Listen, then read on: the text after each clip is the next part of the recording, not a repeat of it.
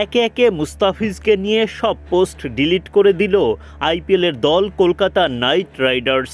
মুস্তাফিজকে বাদ দেয়া এই দলটি যেন কোনোভাবেই কোনো কিছুতেই বুঝাতে চায় না মুস্তাফিজুর রহমানকে কখনো নিলামে লড়াই করে নিয়েছিল দলটি।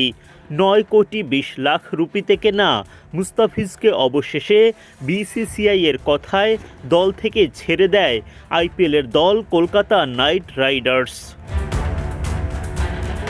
এর আগে গত 16 ডিসেম্বর আইপিএলের মিনি নিলামে মুস্তাফিজুর রহমানকে বেশ লড়াই করেই দলে ভিড়িয়েছিল শাহরুখ খানের দল কলকাতা নাইট রাইডার্স।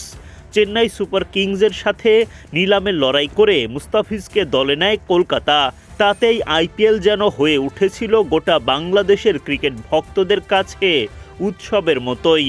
তবে দুই দেশের অর্থাৎ ভারত বাংলাদেশ রাজনৈতিক সম্পর্কের টানাপোড়েনের জন্য এবার বিসিসিআই এর কথায় মুস্তাফিজকেই বাদ দিল আইপিএলের দল Kolkata Knight Riders. Kolkata Knight Riders Mustafizur রহমানকে বাদ দেওয়ার ঘোষণা দিয়েই থামেনি, একে একে ডিলিট করেছে মুস্তাফিজুর রহমানকে নিয়ে দেয়া সকল পোস্ট।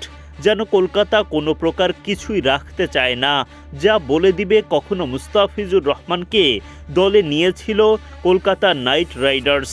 অথচ মুস্তাফিজুর রহমানকে দলে ভিড়িয়ে এই কলকাতা কতই না পোস্ট করেছিল মুস্তাফিজুর রহমানকে ঘিরে।